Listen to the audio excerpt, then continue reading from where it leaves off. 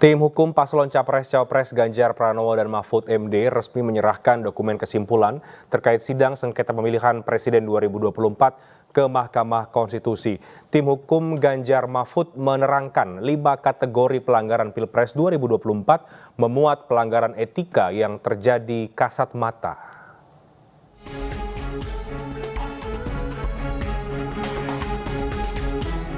Tim hukum paslon Capres-Cawapres Ganjar Pranowo dan Mahfud MD resmi menyerahkan dokumen kesimpulan terkait sidang sengketa pemilihan Presiden 2024 ke Mahkamah Konstitusi.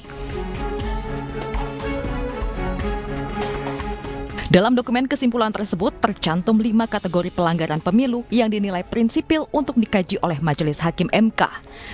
Ketua Tim Hukum Ganjar Mahfud Todung Mulya Lubis menerangkan 5 kategori pelanggaran Pilpres 2024 memuat pelanggaran etika yang terjadi kasat mata, yakni terkait putusan MK nomor 90 yang meloloskan Gibran Rakabuming Raka sebagai calon wakil presiden. Ketidaknetralan ASN. Ini diakui dan ada beritanya di media bahwa ASN itu tidak netral sama sekali. Ini seperti suasana Orde Baru gitu. Ketika Korpri menjadi bagian dari mesin politik Golkar untuk memenangkan pemilu pada waktu itu. Nah, ASN tidak menjadi bagian dari partai politik. Tapi ASN bagian dari upaya untuk membangun dinasti kekuasaan yang ada di Indonesia ini. Nah, yang terakhir itu pengangkatan pejabat-pejabat kepala daerah yang dilakukan sebelum pencoblosan, beberapa waktu sebelum pencoblosan.